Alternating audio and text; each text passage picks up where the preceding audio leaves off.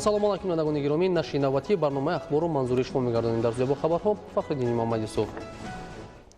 имсол моҳи рамазон замоне фаро расид ки дар Тоҷикистон давраи кишту кори баҳорӣ аст. тибқи таҳлилу пешгӯиҳои коршиносони соҳа ва иттилову гузоришҳои Созмони милали муттаҳид, дар натиҷаи таъсири бемории COVID-19 ва таътил шудани баъзе корхонаҳову маҳдуд шудани рафтуом 20 кишвари ҷаҳон ба кӯмаки фаврии ғизоӣ ниёз доранд. аз ин рӯ новобаста ба моҳи рамазон набояд ба кишту кори баҳорӣ ва таҳкими амнияти озуқаворӣ таъхир карда шавад. гузориши Хуршедаи Наҷмиддин дар ин хусус. дар асоси таъкиди уламои шариат ва фақиҳони дини мубини ислом, нафароне ки дар шароити душвор кору фаъолият мекунанд, касбашон ба таъмини маводи озуқа вобаста аст ё дар соҳаҳои саноату истеҳсолоти вазнин машғули кор мебошанд, рӯзадорӣ барои онҳо боиси душвориву машаққат мегардад. аз ин лиҳоз хӯрдани рӯза барояшон иҷозат дода шудааст ва онҳо метавонанд дар вақти мусоиди дигар рӯза гиранд. آن نفرانی که در ماه شریف رمضان با کارهای مشغول هستند که روزه را گرفته نمیتوانند، در ساختمان‌ها، در نیروگاه‌ها، در این هوای گرم نامساعد به عملهای مشغول هستند که طاقت روزه گرفتن را ندارند، در حقیقت نمیتوانند روزه ماه رمضان را بگیرند. در این حالت علما فقیهای اسلام عاید این مسئله ابراز اندیشه کرده هستند و اجازه داده هستند که چنین کارمندها در ماه رمضان روزه را ادا ننمایند و در دیگر وقتی که برای آنها یعنی که مساعد هست، برای آنها شرایط خوب و بهتر هست میتوان انجام دهند. امسال رمضان در دوره فرا میرسد که بنابر پهنشوی بیماری کرونا در اکثر دولت‌های جهان خطر گرسنگی بیشتر گردیده است. طبق تحلیل و پیشگویی‌های کارشناسان ساحه و اطلاع و گزارش‌های سازمان ملل متحد، 20 کشور جهان به کمک فوری غذایی نیاز دارند. در حالت تدبیراندیشی نکردن به گرسنگی سرتاسری گرفتار می‌گردند. مورد به تذکر است که شخصانی که گرفتاری بیماری‌های قند، بیماری‌های عضوهای درونی و زنان حامله و کودکان شیرخواره داشته از گرفتن روزه خودداری نمایند. آن نفرانی که بیمار هستند، بیماری‌های دارند که با واسطه روزه گرفتن این بیماری‌ها افزایش می‌یابد یا که به سلامتی آنها ضرر می‌رساند، آنها می‌توانند روزه ماه شریف رمضان را نگیرند. آن نفرانی که بیمار هستند و روزه داشتن نمی‌توانند، می‌توانند در دیگر وقتی که صحت و سالم شوند در آن وقت می‌توانند بگیرند. آن نفرانی که بیماری قند دارند، آن نفرانی که بیماری‌های دائمی دارند، زنها هستند، زنهای حامله هستند یا که کودک‌های شیرده دارند، برای آنها روزه گرفتن ماه شریف رمضان فرض نیست. بیمارانی که مبتلا این بیماری‌های جگر، بیماری‌های التهاب معده و روده هستند، آنها همه وقت از گرفتن روزه اذیت میکشند. دور و دراز گرسنه گشتن برای سلامتی آنها ضررآور است. نه تنها ضرر میرساند بلکه آنها را ضعیف میکنند. در نتیجه ضعیف گشتن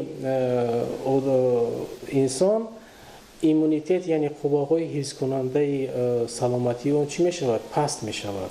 تغییریابی اقلیم، کم‌آبی و خشکسالی، بحران گردیدن بیماری‌های گوناگون سرایتی از جمله کووید-19 وضع تامینات اهالی سیاره با مواد غذایی روز به روز مرکب می‌گردد. در جهان تمام دولت‌های روی دنیا با بحران شدید اقتصادی روبرو گردیدند. این حالت هر یک ما را وادار می‌سازد که از هر وقت بیشتر برای تامین امنیت ازوقواری مملکت تدبیرها اندیشیده برای دوره تیرماه و زمستانی در پیش ایستاده از حال حاضر آماده باشیم.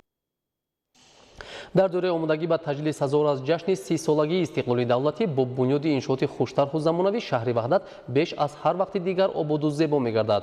انشاءات تعیینات گوناگون در مرکز و دهات شهر وحدت با نظرداشت طلبات زمان معاصر بنیاد یافتند. کوچه و محله‌ها با شنیدن گل و بوته‌های آرایشی نظرربای و دلفریب گشته است. گزارش محمد علی سفر در این خصوص. در доираи нақша чорабиниҳо бахшида ба 30 солагии истиқлоли давлатӣ дар шаҳри ваҳдат корҳои ободониву созандагӣ рӯз то рӯз авҷи суръати тоза гирифта сохтмони биноҳои баландошунаи истиқомативу марказҳои хизматрасонӣ ва дигар иншооти муҳим ба таври шабонарӯзӣ сурат мегирад. дар асоси нақшаи генералии сохтмон ва бунёди биноҳои хуштарҳу замонавии серошона ки бо назардошти талаботи замони муосир анҷом дода мешавад, ба ин васила низ ниёзи сокинон бо манзилҳои барҳавои истиқоматӣ тадриҷан таъмин мегардад. то ҷашни 30 солагии истиқлолияти давлати ҷумҳуриямон мо нақша дорем ки боз аз ин ҳам корҳои зиёдеро ба анҷом расонем ки чӣ хеле маълум аст кӯчаву хиёбонҳои марказии шаҳри ваҳдат ба куллӣ тағйир ёфта.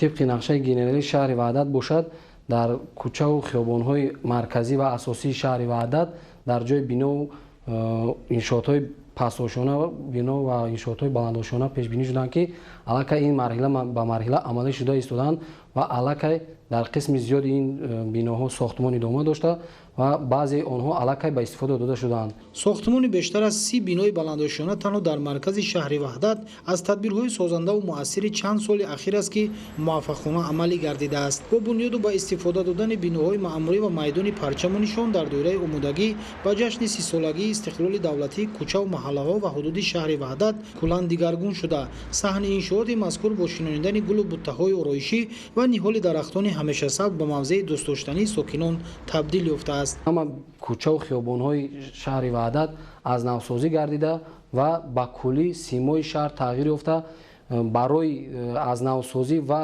таррезии бинову иншоотҳо ки ба санъати меъморӣ имрӯза ҷавобгӯ ва бо тарҳу услуби милливу замонавӣ таррезӣ шуда истодаанд ки симои шаҳри ваҳдат низ ба куллӣ тағйир меёбад ва барои ин бошад амалӣ шавӣ мо кӯшиш ба харҷ дода истодаем. бунёди марказу нуқтаҳои хизматрасонӣ аз ҷумла кошонаҳои ҳусн, сартарошхонаҳо, коргоҳҳои дузандагӣ ва истеҳсолӣ дар як давраи кӯтоҳ имкон фароҳам овард ки даҳҳо нафар сокинони маҳаллӣ бо шуғли доимӣ фаро гирифта шаванд. корҳои ободониву созандагӣ ба истиқболи сазовори ҷашни 30-солагии истиқлоли давлатӣ ва иҷрои дастур супоришҳои асосгузори сулҳу ваҳдати миллӣ пешвои миллат президенти ҷумҳурии Тоҷикистон муҳтарам Эмомалӣ Раҳмон дар шаҳри ваҳдат вусъат ёфта, тибқи нақшаи чорабиниҳо аз 612 иншооти ба нақша гирифта шуда аксарияти онҳо мавриди баҳрабардорӣ қарор гирифтааст.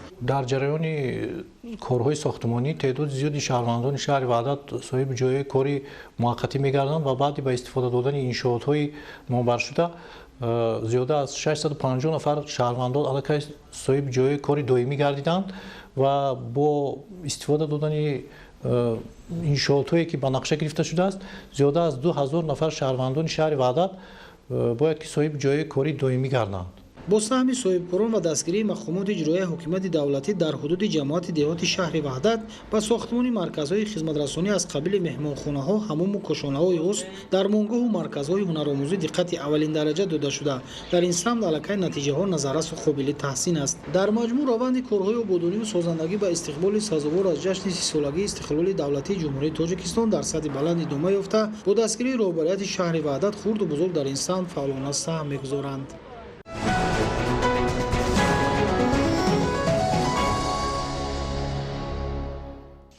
дар солҳои соҳиби истиқлолии мамлакат инфраструктураи соҳаи маориф ва иншооти бахши тандурустӣ тақвият ёфт. Аз ҷумла дар ноҳияи Ҷалолиддини Балхӣ ва шаҳри Эливаканти вилояти Хатлон беш аз 20 муассисаи таълимӣ ва даҳҳо марказҳои саломатӣ бунёд ва мавриди баҳрабардорӣ қарор гирифтанд. Гузариши ҳамкорони мо дар ин хусус.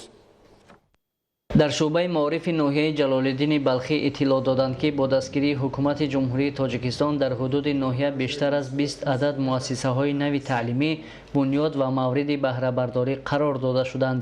дар деҳоти Узун, Ҳалевард ва ҳудуди хоҷагӣ ба номи Турахун Эсанқулов муассисаҳои замонавии таълимӣ сохта шуданд ки имрӯз шогирдон аз онҳо хуб баҳрабардорӣ мекунанд.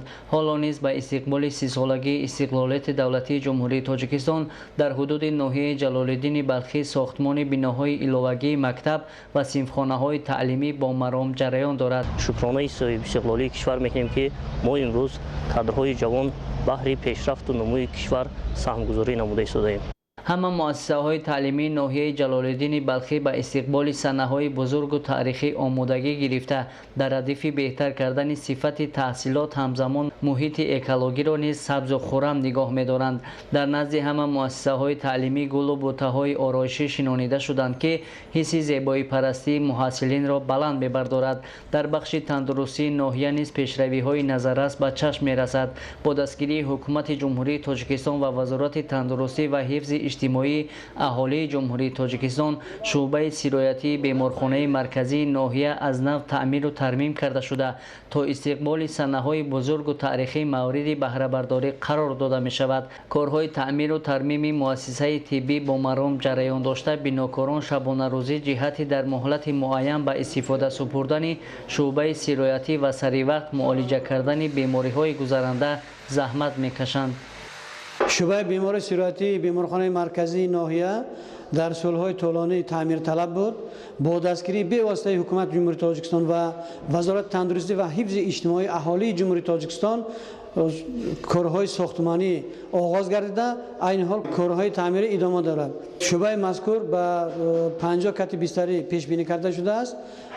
از طرف مقامات اجرایی محلی حکومت ناحیه، از طرف خود بیمارخانه مرکزی ناحیه تامین با تجهیزات‌های نو به نقشه گرفته شده است. با استقبال 30 سالگی استقلالیت دولتی جمهوری تاجیکستان در شهر لیوکند صنفخانه‌های جدید بنیاد می‌شوند که از رشد ساحت درک می‌دهد. در شهر لیوکند انشاءات‌های جشنی ساحه معارف نیز به نقشه گرفته شدند. در این دوره در نزد مؤسسه تعلیمی رقم 5 دهه خرم‌ده، مؤسسه تعلیمی رقم 6 دهه تاجران، در نزد مؤسسه تعلیمی رقم 7 دهه گلستان و در نزد مؤسسه تعلیمی رقم 12 جماعت دهات وحدت دهه استقلال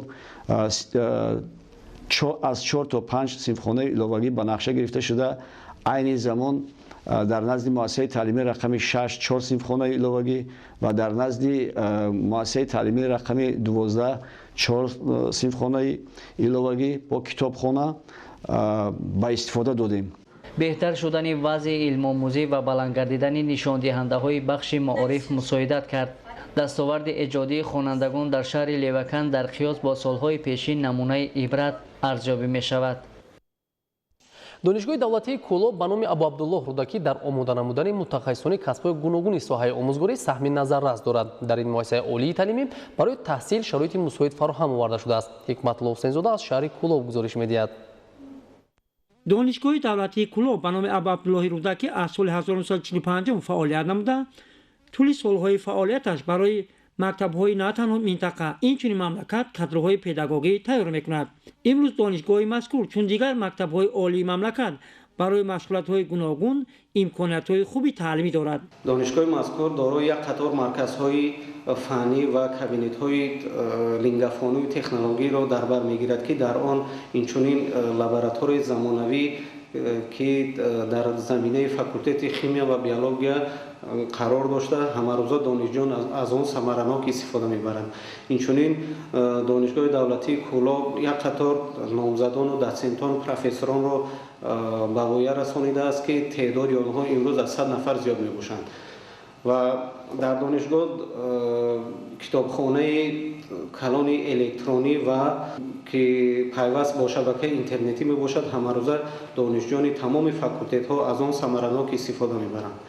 قسم رابطه های بین المللی دانشگاه که امروز با یک چند دانشگاه های خارج کشور شرطنامه بسته است، از آن جمله دانشگاه دولتی بلاروس، دانشگاه های شهر کیف جمهوری اوکراین و با یک چند دانشگاه های مشهور دنیا شرطنامه بسته است که دانشجویان ما تبادل علم و دانش میکنند. با مقصد بهتر شناخته شدن با تاریخ و تمدن این چنین شرایط فراهم آوردن در نزد دانشگاه آثارخانه فعالیت می‌نماید. در آثارخانه زیاده از 600 اکسپونات ها موجود می‌باشند. خیلی کردن ضرور است که ما کوشش میکنیم که در آثارخانه خود بیشتر اثرها کتاب‌های علمان پروفسوران دانشگاه را جمع آوری نماییم. گفتم نماند که دانشجویان دانشگاه و آثارخانه آمده از تاریخ دانشگاه آگاه میشن و ما حرکت میکنیم که مثلا در آثارخانه نگاره‌های بهترین به معرض تماشا گذاریم. با نظر داشت آنکه تربیت در زینه اول مهم است، در نزد دانشگاه مؤسسه تا مکتبی فعالیت می‌نماید. در نزد دانشگاه دولتی کولو به نام ابو عبدالله رودکی مؤسسه دولتی تعلیمی تا مکتبی به نام ستاره فعالیت دارد. در این مؤسسه 150 نفر فرزندان آموزگاران و کارمندان دانشگاه به تعلیم تربیت فرا گرفته شدند. اینچنین همچون بعضی تجربه‌ای در نزد دانشگاه فعالیت می‌کند که فاکولته آموزگاری شعبه تحصیلات تا مکتبی در اینجا دانشجویان تجربه می‌آموزند. دانشجویان از دستگیری‌های دولت و حکومت جهت رشد این ساحه اظهار قناعتمندی می‌نمایند. ما از اساسگزاری صلح و وحدت ملی پیشوای ملت پرزیدنت جمهوری تاجیکستان محترم امام علی رحمان می‌نماییم داریم که با ما چنین جوانان چنین غمخواری ها ظاهر می‌نمایند و ما در اساس چنین غمخواری ها با تنتنه وعده می‌دهیم که با بهای خوب و اعلی دانشگاه را ختم نموده پرچم برداری ملت و دولت خویش بگردیم. در مؤسسه دولتی تعلیمی کالج آموزگاری دانشگاه دولتی شهر کلوب باشد جوانان با تعلیم فرا گرفته شده همچون متخصص صحت در مؤسسه‌های تعلیمی شهر نواحی منطقه کلوب ولایت ختلان به کار جلب کرده می‌شوند. 2246 نفر دانشجویان به تعلیم فرا گرفته شده‌اند. از روی 8 اختصاص زبان ادبیات، زبان و ادبیات روز، تاریخ، تحصیلات تا مکتبی، تحصیلات ابتدایی و اینفرماتیکا در مؤسسه تعلیمی 154 نفر آموزگاران به تعلیم و تربیت مشغول هستند که از آنها 23 نفرشان آموزگاران عنواندار میباشند. هیئت آموزگاران و دانشجویان تلاش به خرج می‌دهند که در آینده متخصصان خوب ساحه‌های گوناگون اقتصاد ملی را آماده نمایند و این متخصصان در رشد منبع‌دهی کشور سهم ارزنده خود را گذارند. حکمت الله حسین زاده از شهر کلوب ولایت ختلان برای برنامه اخبار. بینندگان گرامی با دیگر خبرها شما را در نشر مفصل برنامه اخبار آشنا می‌سازیم. با ما بمانید.